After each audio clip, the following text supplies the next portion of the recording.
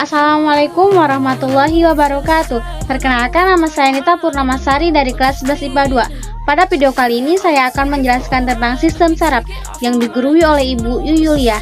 Selamat menyaksikan. Ada sistem saraf, fungsi sel saraf, struktur sel saraf, macam-macam sel saraf berdasarkan bentuknya, dan yang terakhir mekanisme sinapsis. Sistem saraf, salah satu bagian dari sistem koordinasi yang mengatur aktivitas tubuh melalui rangsangan listrik secara cepat. Sel saraf, fungsi sel saraf atau neuron adalah sebagai penghantar impuls atau rangsangan dari reseptor sebagai penerima rangsang ke otak atau sumsum tulang sebagai penerima rangsang yang kemudian akan memproses bentuk impuls atau rangsangan tersebut atau sebaliknya. Struktur sel saraf. 1. Dendrit adalah cabang dari neuron atau sel-sel saraf berperan dalam menerima dan mengirimkan rangsangan ke badan sel. 2. Badan sel untuk berolahraga impuls dari badan sel saraf ke kelenjar dan serabutan-serabutan. 3. Inti sel atau nukleus bekerja dalam mengontrol seluruh kegiatan sel saraf. 4. Akson atau neurit adalah sel yang panjang dan tipis, fungsi adalah mengirimkan impuls dari badan sel ke jaringan lain. 5. Sulbang mielin adalah lapisan fosfolipid yang membungkus akson, fungsinya adalah untuk melindungi akson dan memberi nutrisi.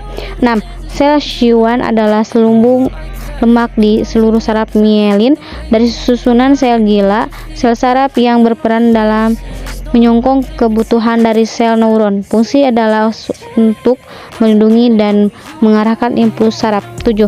Nodus Ranvier adalah bagian dari akson yang tidak terbungkus mielin, bekerja dalam mempercepat penghantaran impuls. 8. Ujung-ujung akson atau akson terminal bekerja untuk menghubungkan sel saraf satu dengan lainnya. Macam-macam jaringan saraf. Pertama, ada neuron sensoris atau aferen berperan menjalarkan impuls atau aksi potensial yang dijalarkan dari reseptor menuju ke saraf pusat. Kedua, neuron motoris atau eferen berperan menjalarkan impuls dari saraf pusat menuju ke efektor. Neuron motoris memiliki sama di medula spinalis. Ketiga, yaitu interneuron berperan menghubungkan neuron satu dengan neuron lainnya. Berdasarkan bentuknya sel saraf. Pertama, ada saraf unipolar. Fungsi dari neuron unipolar adalah sebagai neuron sensorik, yaitu pembawa sinyal dari bagian tubuh atau sistem saraf perifer menuju ke sistem saraf pusat.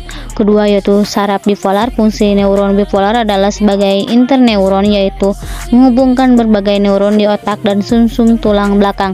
Dan yang terakhir yaitu ketiga, neuron multipolar. Fungsinya sebagai motoneuron, yaitu membawa sinyal atau isyarat dari sistem saraf pusat menuju ke bagian lain dari tubuh seperti otot, kulit, ataupun kelenjar. Mekanisme transmisi rangsangan saraf di sinapsis. Sinapsis adalah titik temu antara terminal akson salah satu neuron dengan neuron lain. Sinapsis dibentuk oleh terminal akson yang membengkak. Di dalam sitoplasma sinapsis terdapat vesikula sinapsis. Ketika impuls mencapai ujung neuron, vesikula akan bergerak lalu melebur dengan membran prasinapsis dan melepaskan asetilkolin. Apabila impuls sampai pada tombol sinapsis, segera neuron mengirimkan neurotransmitter. Selanjutnya, neuron transmitter dibawa oleh vesikula sinapsis menuju membran prasinapsis. Sinapsis berfungsi menjadi tempat tahapan perpindahan impuls, yaitu sinyal saraf harus memicu pelepasan neurotransmitter yang akan membawa impuls melintasi sinapsis ke neuron berikutnya. Saat impuls saraf memicu pelepasan neuron transmitter, sinyal saraf ini akan melintasi celah sinaptik kecil. Mungkin hanya itu yang bisa saya sampaikan dalam video tersebut tentang sistem saraf. Mohon maaf apabila ada kesalahan dan kekurangan. Terima kasih. Wassalamualaikum warahmatullahi wabarakatuh.